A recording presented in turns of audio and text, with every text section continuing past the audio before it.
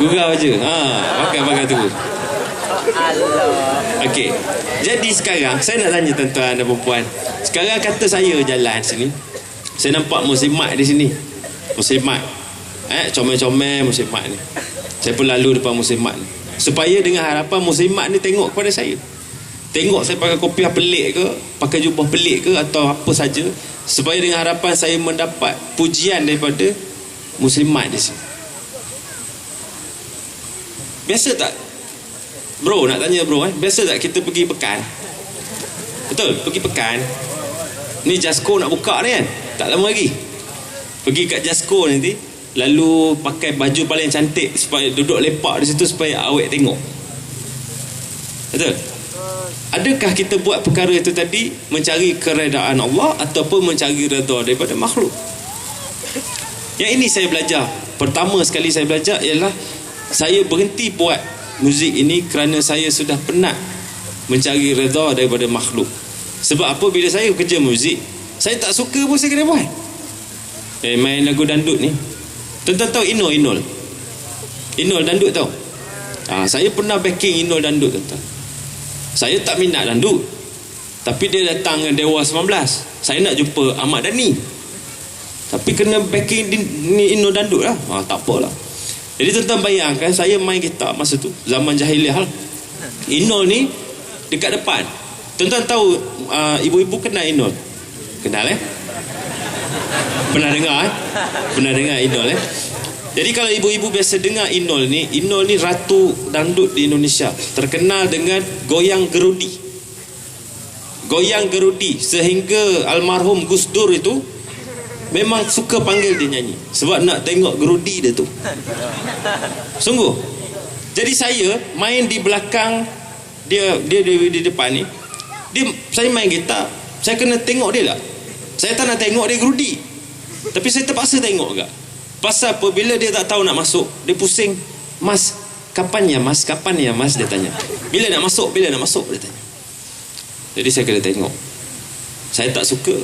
Dah lah saya tak suka lagu dandut, saya kena tengok pula gerudi dia tu. Dua perkara. Itu belum cerita budaya kipah mengipah lagi. Sedap suara ustaz tadi. Ya. Ustaz pun puji, saya taklah sedap suara mana. Ustaz, hantar pun sedap juga. Sebenarnya macam kata suara. Jadi sebab itu saya berhenti. Sebab saya belajar pertama sekali, berhenti mencari redha dan pujian daripada makhluk. Sebab itu saya cakap hari ini, tuan-tuan, saya sebut tadi tentang hiburan. Tuan-tuan tengok hiburan tadi, kenapa saya tanya pasal telefon? Kenapa saya tanya pasal dalam telefon ada lagu ke tak? Kenapa saya tanya dalam kereta dengar tak bacaan Quran ataupun dengar radio station yang lagu-lagu top? Sebab kebiasaannya semua orang buat macam tu. Paling tidak kalau jumpa Ustaz Azhar pun, kita kata apa? Alah, dah mana pun Ustaz, kita pakai kejap je lagu tu dalam kereta je. Nanti sampai tempat kuliah dah tak dengar dah. Dengar dengan kuliah pula. Jadi kita bukan beri alasan. Tapi soalannya, macam mana Ustaz Huri sebut tadi, Islam datang ni untuk memandu, untuk mengawal. Soalannya terpandu atau terkawal atau tidak. Sebab tu saya yang lemah ni, tuan-tuan. Sebab tu tuan-tuan tahu lagu tadi saya main tu lagu apa tau? Pernah dengar? Lagu tu lagu Afgan. Padamu ku bersujud. Jadi kalau saya main lagu ni, sekurang-kurangnya saya nak lari lara pun tak jadi, tuan-tuan. Walaupun tak ada orang menyanyi, sebab saya tahu lagu ni pasal apa cerita dia. Sujud kepada Allah. Jadi macam mana tengah tuan-tuan baca Quran boleh lara, tuan-tuan? Tak mungkin, tuan-tuan. Kalau ingatan kita kepada Allah, tak mungkin. Jadi sekarang ni nasihat saya sebagai jebon, tuan-tuan. Saya ni jebon, tuan-tuan kena faham. Sebagai jebon dan ahli muzik yang macam Ustaz minta ulas tadi, saya minta kalau boleh, tuan-tuan, kita ingat satu perkara lah. Kita tak mungkin dapat kawal bila kita duduk dengan kawan-kawan lagi teruk, tuan-tuan. Lagi susah. Duduk seorang dengar lagu seorang, duduk ramai-ramai duduk tukar, makin lama makin banyak lagu dengar. Member nak dengar ni tukar pula, bawa CD sendiri dan sebagainya. Jadi carilah kawan pertama sekali tuan-tuan. Sebab itu yang saya cuba buat dan saya buat. Bila saya nak berubah, meninggalkan benda-benda lara dan benda-benda yang tak baik, saya akan kawan dengan contoh macam ustaz.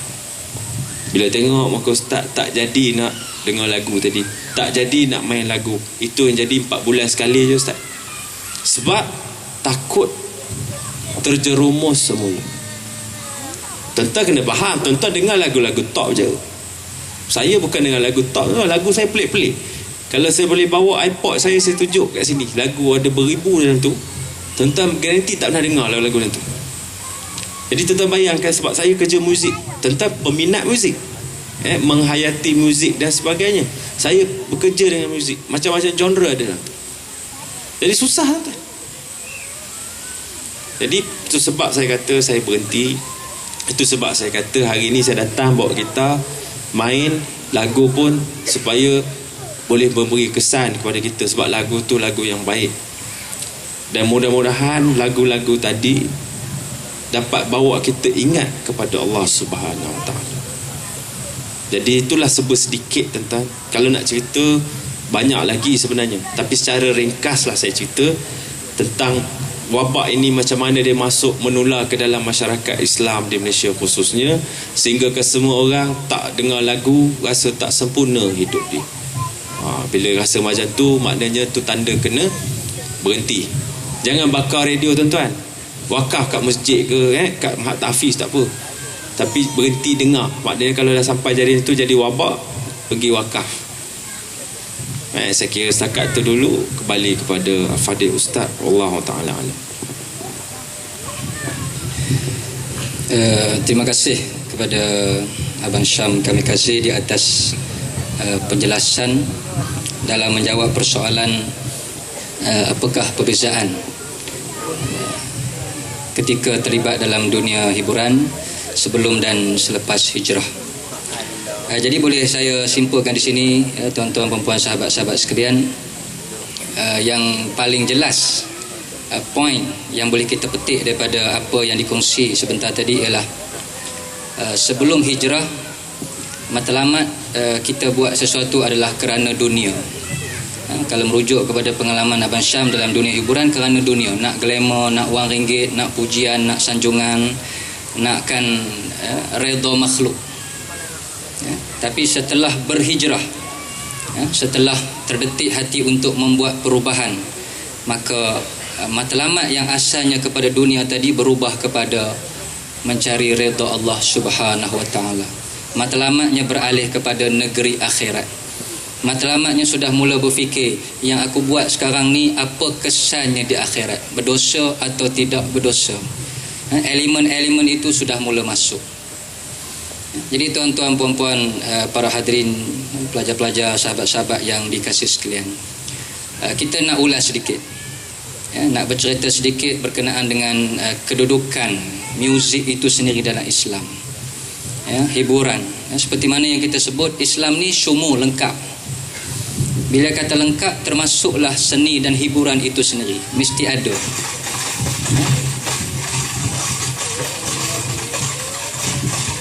Bunyi apa tu? Itu bukan ganam tu, ganyam tu.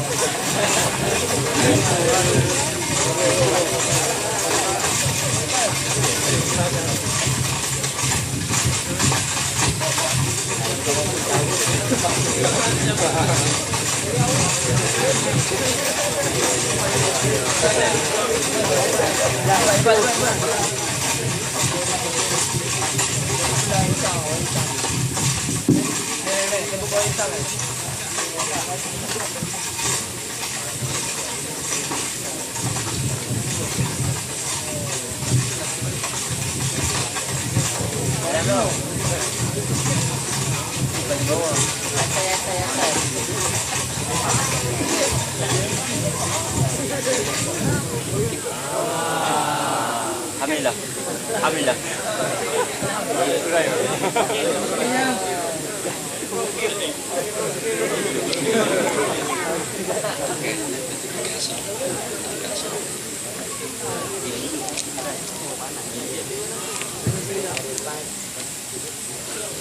Baik, kita teruskan. bercerita sedikit berkenaan dengan status ataupun kedudukan muzik hari ini sudah meluas perbincangannya. Ya, dan isu berkenaan dengan muzik ni sebenarnya dia tidak akan selesai-selesai. Ya, ada pihak yang mengatakan haram, tidak boleh, dan ada satu pihak pula di kalangan ulama yang mengatakan harus. Ya, tetapi harus itu bersyarat. Ya. Jadi kedua-dua pandangan ini sebenarnya betul belaka.